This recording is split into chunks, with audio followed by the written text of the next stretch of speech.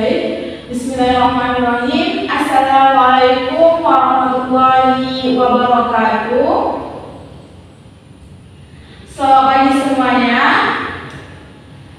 Gimana kabarnya hari ini? Sehat? Alhamdulillah. Baik, sebelum kita mulai pelajaran pada pagi hari ini, siapa ketua kelasnya?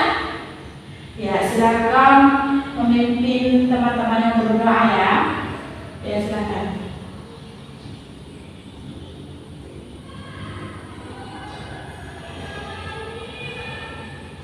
Alhamdulillah. Baik, sebelum kita mulai, coba dilihat di bawah meja samping kanan dan samping kiri. Jika ada sampah, tolong diambil dan dibuang ya. Sudah bersih? Baik. Sebelum itu, Ibu mau absen dulu. Siapa yang tidak hadir hari ini? Hadir semuanya? Baik, hari ini sudah hadir semuanya ya.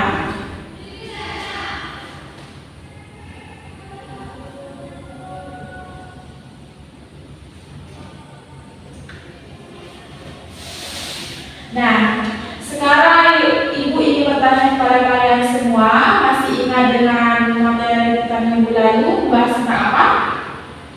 Ya, benar sekali. Minggu lalu kita sudah membahas tentang zakat, baik dari segi pengertian, kemudian macam-macam, dalil, hukum, dan banyak lainnya. Jadi ada yang masih ingat apa itu zakat? Lupa? Baik, Ibu akan kembali materi yang telah kita bahas minggu lalu. Jadi zakat itu adalah sejumlah harta dari harta tertentu untuk diberikan kepada golongan tertentu. Nah, golongan tertentu itu terdiri dari 8 golongan. Yang pertama itu ada fakir, kemudian miskin, kemudian amil, mu'alaf, gharib, riqab, fisabilillah, dan ibnu sabil. Nah, minggu lalu kita kan sudah membahas tentang zakat. Jadi pada hari ini kita akan membahas tentang puasa.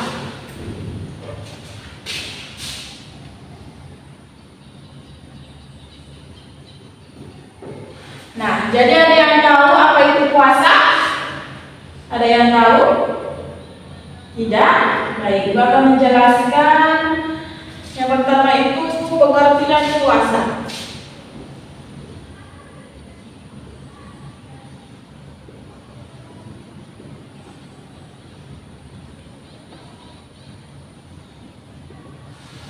Nah, jadi puasa dalam bahasa Arab itu dikenal dengan kata siam atau shaum, ya. Dalam bahasa Arab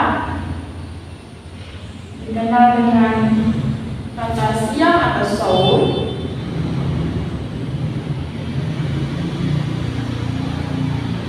Siam atau shaum. Yang keduanya merupakan bentuk masdar dari kata soma, yasumu,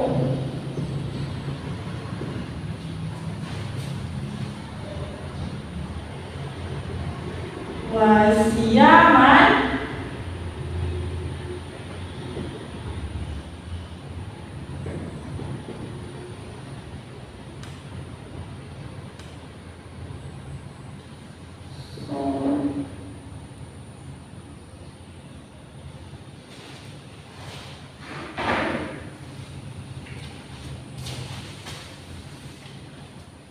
soma, yasumu, soman, wasiyaman. Yang memiliki arti menahan atau mencegah. Menahan atau mencegah.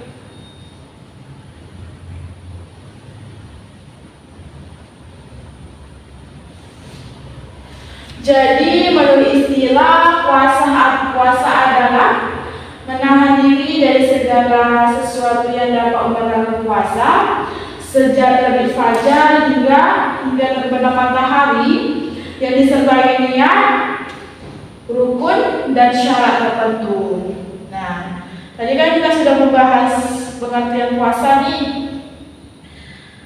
Dari pengertian puasa ini anak-anak ibu semua sudah paham? Ya, insya Allah paham ya. Nah, yang pertama tadi kita sudah membahas pengertian puasa.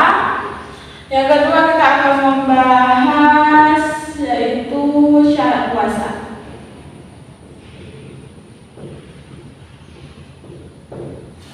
Ada yang tahu syarat puasa itu ada berapa? Ya, benar sekali. Syarat puasa itu terdiri dari dua. Yang pertama itu syarat wajib puasa.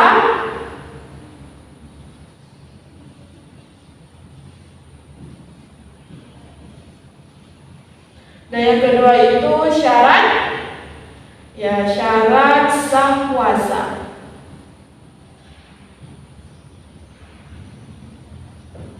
Nah, ada yang tahu apa itu syarat wajib puasa?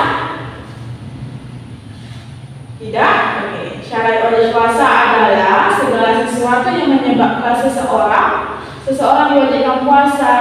Ada yang tahu syarat wajib puasa itu terdiri dari apa saja? Ya, yang pertama ada Islam, yang kemudian yang kedua itu ada balik, yang ketiga itu ada berakal sehat, yang keempat itu ada mampu di sini itu yang kuat untuk melakukan puasa. Yang kelima itu ada suci dari haid dan nifas, dan yang keenam itu ada menetap atau mukmin. Nah, tadi kan kita sudah membahas syarat wajib puasa, dan yang kedua itu adalah syarat sah puasa. Ada yang tahu syarat sah puasa itu apa?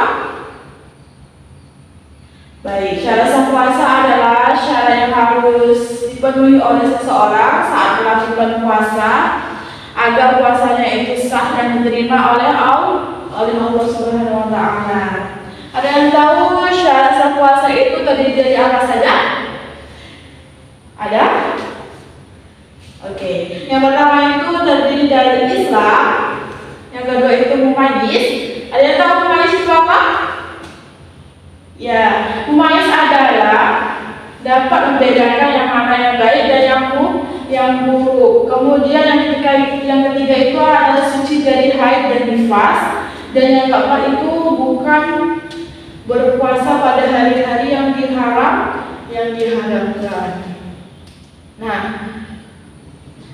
yang kedua kan tadi kita sudah membahas tentang syarat puasa. Maksud yang ketiga itu ada yang namanya rukun puasa.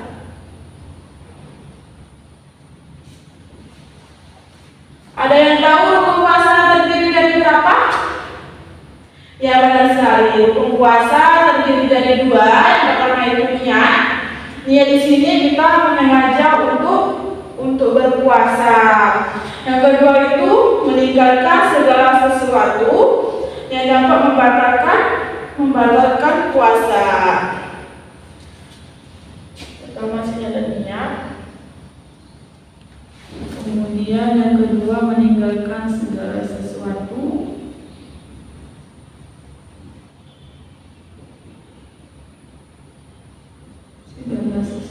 yang dapat membatalkan puasa.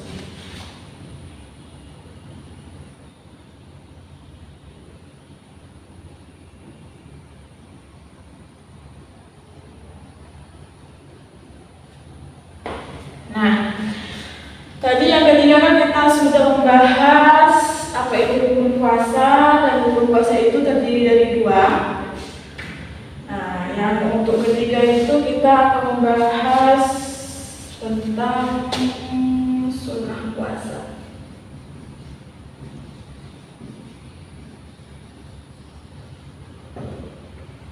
Baik. Ada yang tahu sunnah puasa itu terdiri dari apa saja? Yang pertama ada namanya makan sahur. Kita disunnahkan untuk makan sahur. Yang kedua itu mengakhirkan makan sahur. Sebaiknya makan sahur itu diakhiri pada akhir waktu sebelum terbit fajar. Yang ketiga itu ketika berpuasa. Yang keempat itu apa? Ya betul. Yang keempat itu memperbanyak amal soleh seperti apa? Membaca Al-Quran, kemudian bersedekah. Yang kelima itu ada meninggalkan hal-hal yang akan menghilangkan nilai puasa seperti adu domba, kemudian kuncing, berdusta. Dan yang terakhir atau keenam itu ada iktikaf. Iktikaf itu adalah berdiam diri di masjid untuk beribadah kepada Allah. Nah, tadi kan kita sudah membahas nih selama puasa. Baik, yang kelima itu kita akan masuk kepada macam-macam puasa.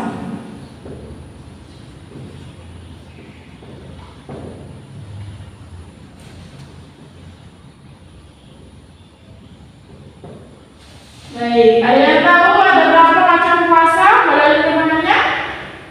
Tidak? Baik, Ibu akan menjelaskan. Jadi, macam-macam puasa itu terdiri dari 4. Yang pertama puasa wajib. Yang kedua itu puasa sunnah.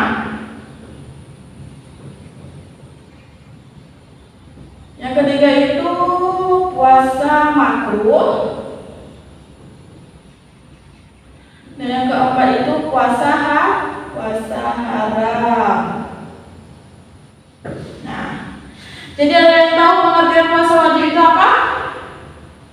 Oke, baik. Puasa wajib itu adalah puasa yang jika dikerjakan itu mendapatkan pahala, dan jika ditinggalkan akan mendapatkan dosa. Jadi contoh puasa wajib yang pertama itu puasa Ramadan. Yang kedua itu puasa nazar. Puasa nazar adalah puasa karena janji. Contohnya begini. Contoh ibu nih, misalkan nanti pas naik kelas 6 dan belajar kelas 1 pengen puasa, itu puasa yang diwajibkan karena kita sudah berjanji kepada Allah dan itu hukum yang wajib untuk dilaksanakan. Yang ketiga itu ada puasa kafarat.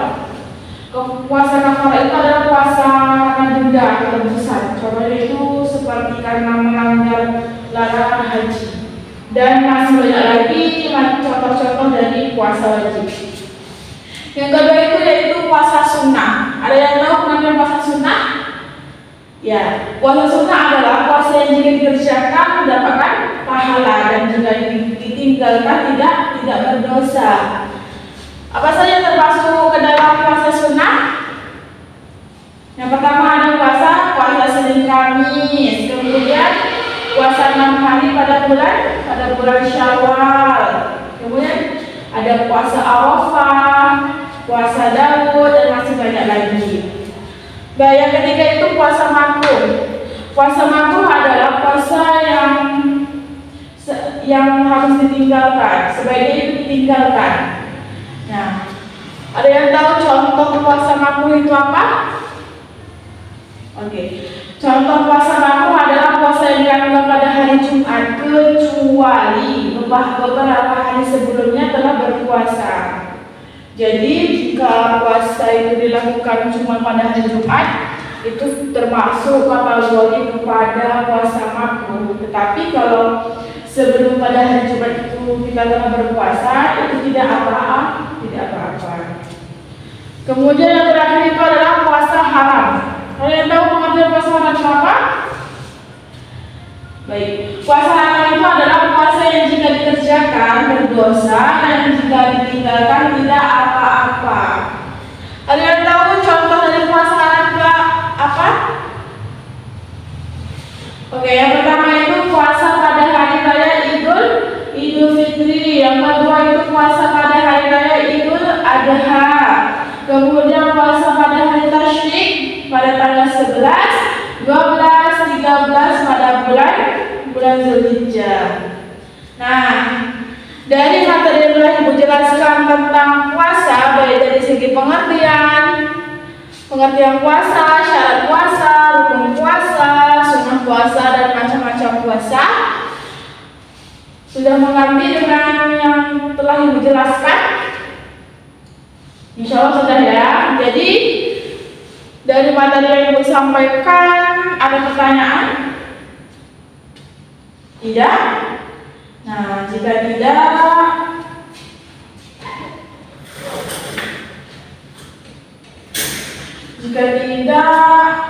ada yang dapat bisa menyimpulkan dari materi yang telah kita pelajari pada hari ini tentang puasa, baik dari segi pengertian puasa, syarat puasa, rukun puasa, sunnah puasa, dan macam-macam puasa? Tidak ada. Baik, Ibu akan menyimpulkan. Yang pertama itu, puasa itu adalah menahan diri dari segala sesuatu yang dapat membatalkan puasa sejak terbit fajar hingga terbenam matahari yang disertai dengan niat, rukun dan syarat tertentu. Nah, syarat puasa itu ada dua. Yang pertama itu syarat wajib puasa dan yang kedua itu adalah syarat sah puasa. Kemudian pada macam-macam puasa terdiri dari puasa wajib, puasa sunnah, puasa makruh dan puasa haram. Baik, kalau memang tidak ada pertanyaan, Ibu harapkan untuk minggu depan Ibu kasih tugas, tolong kalian kerjakan dan cari tentang dalil-dalil puasa wajib, puasa sunnah, puasa makruh dan puasa haram. Ibu harapkan minggu depan sudah selesai dan dikumpulkan. Baik, untuk pembelajaran kita pada hari ini Ibu cukupkan sampai di sini. Dan Ibu ucapkan terima kasih banyak kepada kalian semua yang telah hadir dan siap menerima pelajaran pada hari ini. Dan Ibu akhiri dengan Assalamualaikum warahmatullahi wabarakatuh.